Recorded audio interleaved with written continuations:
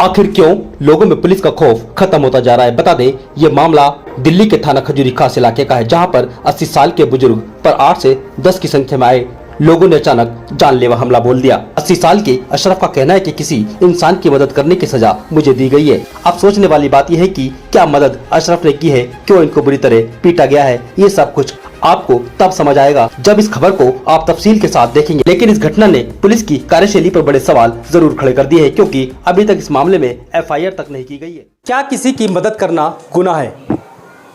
बता दें, एक मामला दिल्ली के श्री राम कॉलोनी खजूरी खास से, जहां पर एक व्यक्ति ने 1 साल पहले किसी व्यक्ति की मदद की थी। कुछ लोग उस व्यक्ति को बुरी तरह पीट रहे थे और उस व्यक्ति ने उसको बचाया था, और आज उसको बचाने की वजह से उसका भुगतान उसको अपनी पिटाई से करना पड़ रहा है।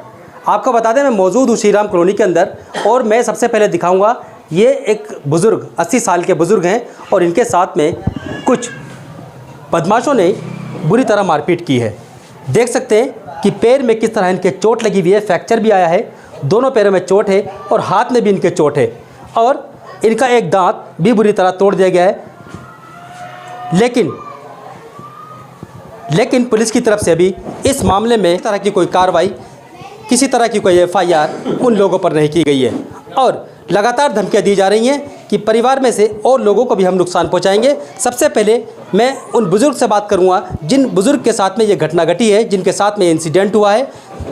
तो क्या कुछ कहेंगे, क्या है पूरा मामला, ये बताएं कि अपना नाम बताएं पहले।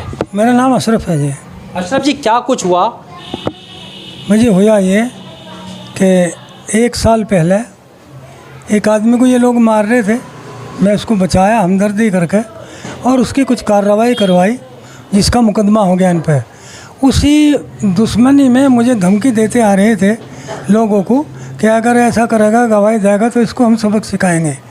बस यही 11 तारीख को रात के 9 साढ़े 9 बजे ये लोग आए 8-10, और घर पे बैठे हुए को मुझे मारना शुरू कर दिया लाठी डंडे रोड से, जिसमें मेरा पैर तोड़ दिया। मेरे चिल्लाने की आवाज़ सुन के एक बेटा आया तो उसको मारा, और मेरे मुंह पे एक घूंसा मारा, जिससे मेरा दांत टूट गया। और अभी तक कोई कार्रवाई पुलिस की नहीं हो सकी। हम थाने में बार बार जा रहे हैं, कोई हमारी सुनवाई नहीं कर रहा है। कौन लोग थे, जानते हैं इनको आप? हाँ जी, जानते हैं इनको। ये एक लीलगर की कौम से है, सलीम है, उसके भाई हैं और 5-6 और लड़के हैं। इसके यहाँ 10-15 आतंक बिछाने वाले, इन लोगों का आतंक है जी इस कॉलोनी में। यहाँ कितने लोगों ने आप पे हमला किया? करीबन 8-9 लोग थे जी, 10। इतने लोगों ने एकदम हमला किया आके, लाठी डंडे और रोड से। जिन लोगों ने बताया मुझे मारा, और जब मैं चिल्लाया तो मेरे मुंह पर घुस्सा मारा, जिसमें मेरा एक दांत टूट गया। चिल्लाने की आवाज़ सुनकर मेरा छोटा बेटा आया, उसके सिर में डंडा मारा और दोनों हाथों पे डंडे मारे, जिसमें चोट आई हुई है। अभी तक कोई कार्रवाई पुलिस नहीं कर रही है। ये जुल्म हमारे साथ हुआ। तो ये घटना आपने सुनी, जो बुज़ुर्ग हैं 80 साल के बुज़ुर्ग हैं, और इन्होंने 1 साल पहले किसी व्यक्ति की मदद की थी, और मदद का नतीजा आज उनको खुद पिटकर उतारना पड़ रहा है। देख सकते हैं कि इनके पैर में भी चोट है और इनके हाथ में भी चोट है, उनका एक दांत भी तोड़ दिया गया है। तो उनका जो परिवार है, उनका जो बेटा है, वो भी यहाँ पर मौजूद है, उनसे भी बात करने का हम प्रयास करेंगे। क्या कुछ कहेंगे, क्या है, क्या जानकारी आपके पास है? सब कल की भी थी। कल मैं दुकान गया था तो उधर से मेरे को धमकी आई थी कि अब के तो इसके बेटे को लेना है।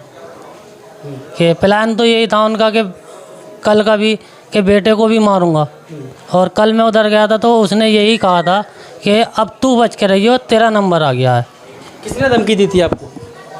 जिन्होंने मेरे अब्बा को मारा था। अच्छा, तो आपने कंप्लेंट पुलिस 100 नंबर कॉल नहीं की? 100 नंबर सुन ही नहीं रही है, किसको कॉल करूं? अच्छा, जाते हैं तो धमकी वो भगा देते हैं कि जाओ यहाँ से तुम। अच्छा, तो हम किसे को कहें अब जाके?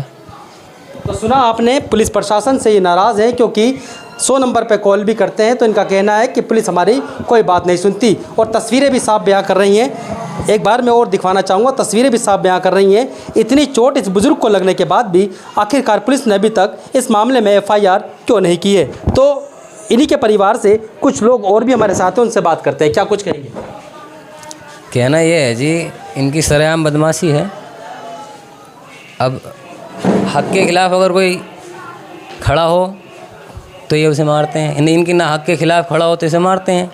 अब देखो जी, अगर कोई राहगीर पिट रहा है उसे बचाने का जुल्म ये है, तो अब तो जंगल राज है। फिर दिल्ली पुलिस कुछ कर नहीं रही है। दिल्ली पुलिस जो है बस अमीरों के लिए बनी हुई है। ये महसूस अब हमें लगने लगा है। नहीं, हम समझते थे कि प्रशासन है, शासन है। अब हमें लग रहा है कि प्रशासन और शासन अमीरों का रह गया है। गरीब जो है गुहार लगाते रहे इंसाफ की, इंसाफ मिलने वाला नहीं है। कितनी तारीख की घटना है? ये 11 तारीख की घटना है सर। और हम थाने में 2 बार जा चुके हैं।